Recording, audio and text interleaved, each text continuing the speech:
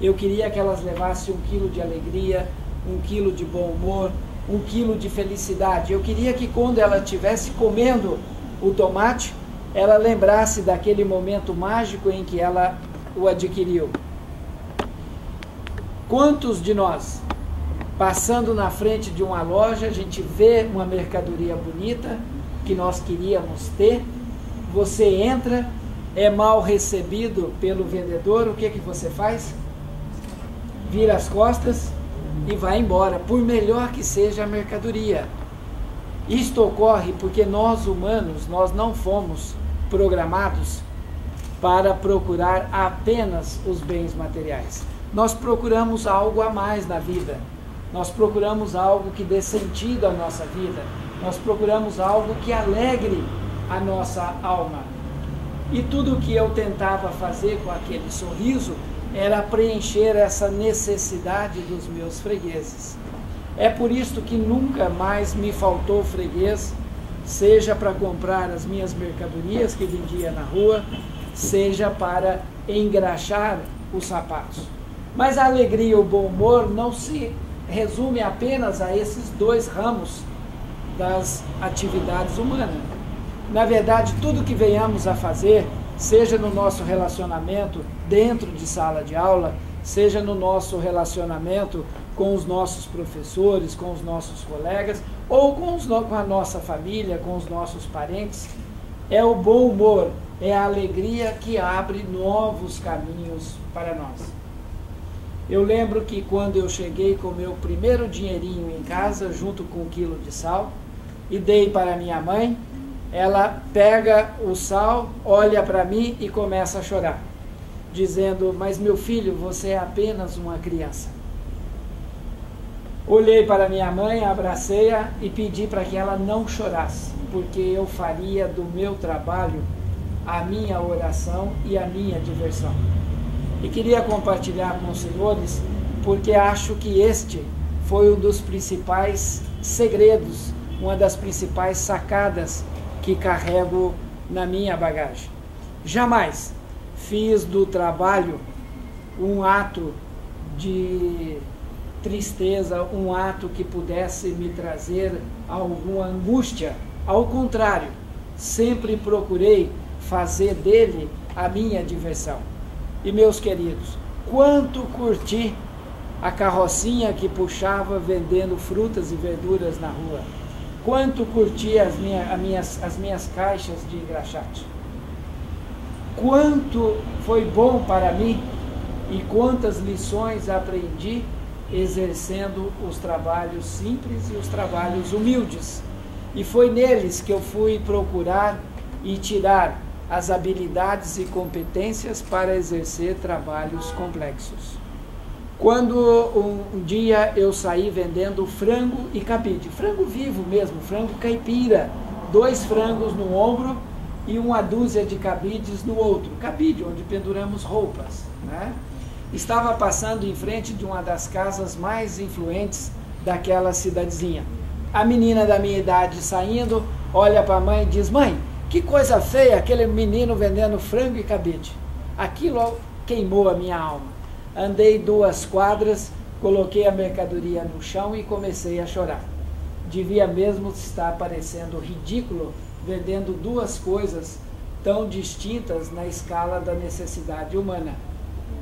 Então lembrei, chorando, da taturana e de como venci o meu medo. E percebi que estava sendo imobilizado por um dos piores medos que existe na nossa sociedade, que é o medo do julgamento do outro. Aquela menina, na verdade, não estava manifestando um julgamento dela, mas um preconceito da sociedade, um dos piores preconceitos, que é o preconceito contra o trabalho simples, o trabalho humilde. Quando eu percebi que estava sendo imobilizado por aquele medo, eu me levantei e saí gritando na rua ao frango cabide. Fui para a rodoviária, logo vendi os frangos e o cabide e pude curtir a minha tarde de domingo, né? Então veja, quando eu escrevi esse livro, eu fui procurar entender o que estava acontecendo hoje, o que está acontecendo hoje com essa moça. E hoje ela tem uma filha da idade de vocês, vive em extrema dificuldade, continua não exercendo o trabalho humilde porque acha que não é digno dela, mas ela tampouco se preparou para fazer o trabalho complexo, né? Vive ainda hoje imobilizado pelo medo de como os outros a vê. Quantas vezes dentro de casa, dentro da sala de aula, nos clubes, nós perdemos grande oportunidade para fazer algo simplesmente porque deixamos ser imobilizado pelo medo do julgamento do outro. Então o medo, ele se apresenta em várias formas, ele se apresenta em várias cores, e nós precisamos estar muito atentos para que a gente não deixe ser imobilizado por ele. Eu e a Fernanda conhecemos muito bem o perfil de vocês. Sabemos o quanto é difícil para vocês cursar fisioterapia. E muitos trabalhando honestamente, arduamente, durante o dia, pegando 2, 3 horas de transporte e ainda enfrentando uma escola à noite. Jamais faça dessa dificuldade que você está enfrentando hoje um ato de lamentação. Tire proveito dela. Aprenda com essas situações difíceis, porque eu vou dizer algo para vocês que também carrego na alma. Nós podemos enganar a todos, mas não enganamos a nós mesmos, não é verdade? Quando nós colocamos a cabeça no travesseiro, como é gostoso você saber que você não é fruto de uma imaginação, de uma mentira, de uma enganação. Hoje todos nós assistimos extasiados às corrupções que está aí por todo o país, né? Mas nós sabemos que as pessoas que estão praticando não são pessoas felizes, porque na verdade vive uma grande ilusão. E vou dizer para vocês que durante a graduação de vocês, quando vocês estiverem pegando o diploma de vocês, vocês vão olhar para trás, e quanto maior for o sacrifício que você tiver que fazer para poder chegar lá, maior será o sabor da sua vitória.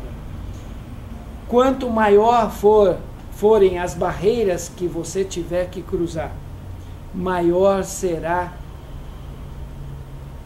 o seu caráter, a sua personalidade, mais valores você vai agregar a você, que vão te ajudar e muito nas fases subsequentes da vida que você vai ter que enfrentar. Pense sempre nisto. O Mário, aquele meu primeiro freguês, certa vez chegou em casa e pediu para minha mãe que eu fosse até a casa dele engraxar o sapato.